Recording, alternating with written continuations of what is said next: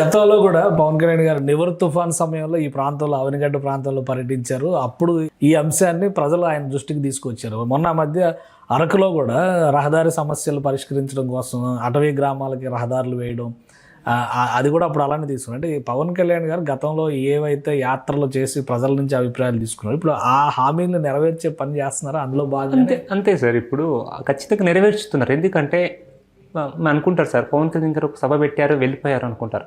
దాని తర్వాత వెళ్ళిపోరు సార్, దాని మీద ఒక స్టడీ చేస్తారు. సార్ టీమ్ స్టడీ చేసి దాన్ని ఏ విధంగా మనం డెవలప్మెంట్ చేయొచ్చు, దాన్ని ఏ విధంగా సాల్వ్ చేయొచ్చు. కాకపోతే సమయం పట్టవచ్చు, కానీ ఖచ్చితంగా సొల్యూషన్ ఉంటుంది సార్. గత ఎలక్షన్లో ఏదైతే హామీలు ఇచ్చారో వాటిని ఒకటిగా సాల్వ్ చేసుకుంటూ వస్తున్నారు. తిరిగి సమయంలో కొద్దిపాటి సమయం ఇచ్చుకుంటూ సినిమాలు చేస్తూ వాటితో పాటు ఇవి కూడా చేస్తున్నారు సార్. ఎందుకు అంటే ఆయన ప్రొఫెషన్ ఇంపార్టెంట్, దాంతో పాటు ప్రజలు కూడా ఇంపార్టెంట్ సార్. అందుకోసం అనేసి అన్నీ మీరు చూసుకోండి సార్, పంచాయతీ రాజ్ కానీ ఇది కానీ గిరిజనులు కానీ రోడ్లో సార్ మన దగ్గర లేవు రోడ్లు, కానీ ఆంధ్రాలో బాగున్నాయి సార్.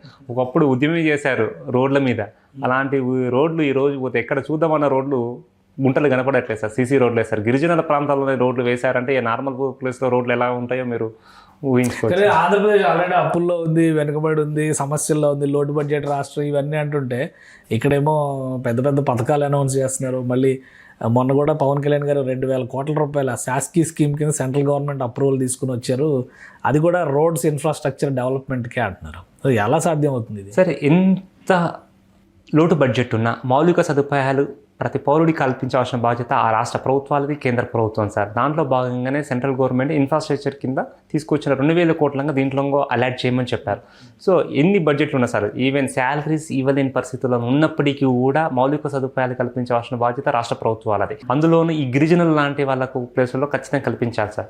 ఆ ముఖ్య ఉద్దేశంతోనే మా అధినేత పవన్ కళ్యాణ్ గారు బ్రిడ్జికి అప్రూవల్స్ ఇవ్వడము, దాన్ని అమౌంట్ అలాట్ చేయించడం, ఇవన్నీ తీసుకున్న నిర్ణయాలన్నిటి కూడా కారణం ప్రతి పౌరుడికి మౌలిక సదుపాయాలు కల్పించాలి సార్. రోడ్డు సార్, వాళ్ళకు ఒక లంక నుంచి ఇంకో లంకకు వెళ్ళాలంటే రోడ్డు లేదు.